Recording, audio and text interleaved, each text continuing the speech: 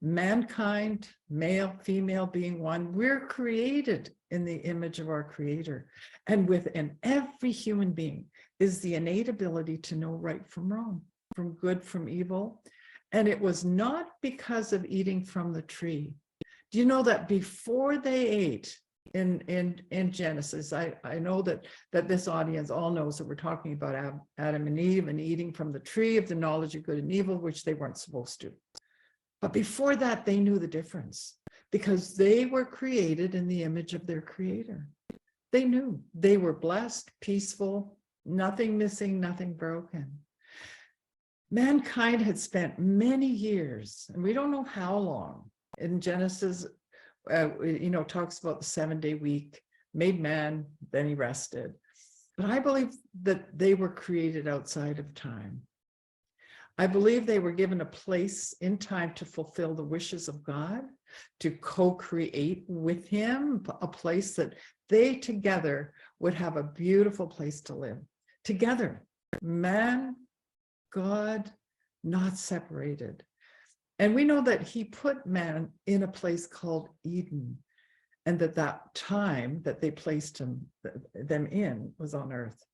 The enemy of our soul has infiltrated our minds, and we have believed lies. Illustrated with Eve, when she said, "The serpent deceived me and I ate."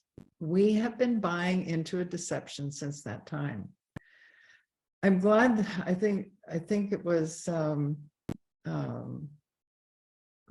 somebody spoke in the beginning when we were just chatting before the meeting and said that it's in our genes. There are things in our genes that we have to deal with. Well, one of those things in our gene is about deception.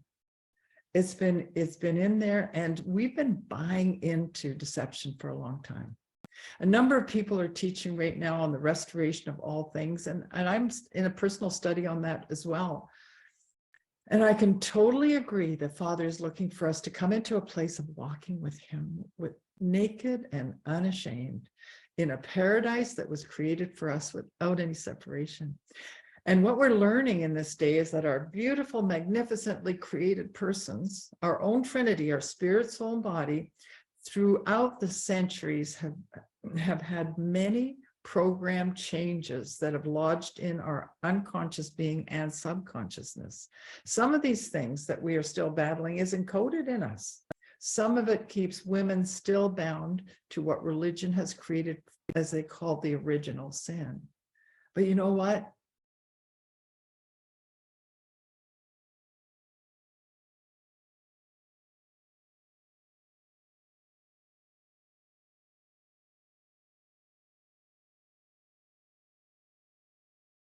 I think she froze.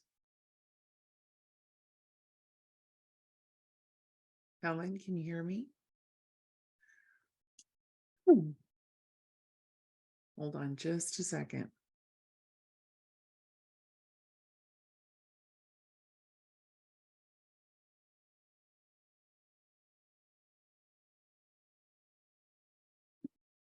Okay.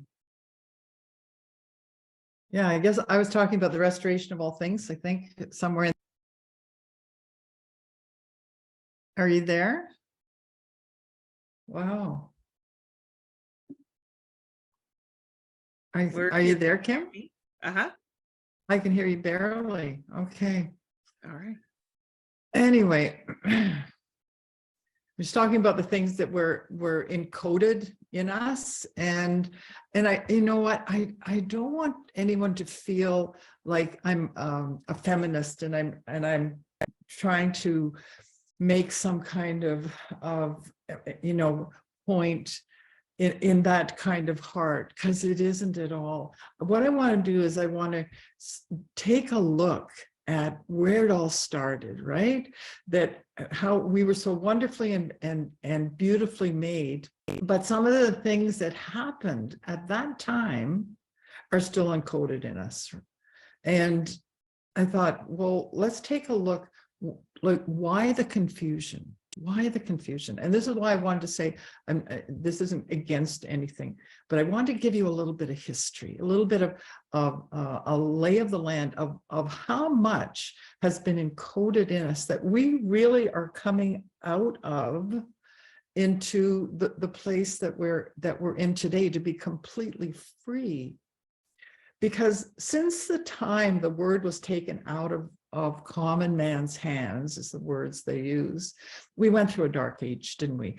The Bible was hidden and truth was totally clouded, and men and women began to seek other ways, and they look for answers for issues in their life.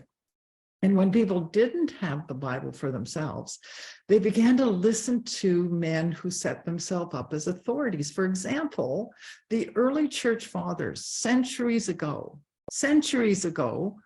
began to plant seeds in people's mind that started the problem that we have today. And they call it the battle of the sexes. You plant a seed, what does the seed do? It grows.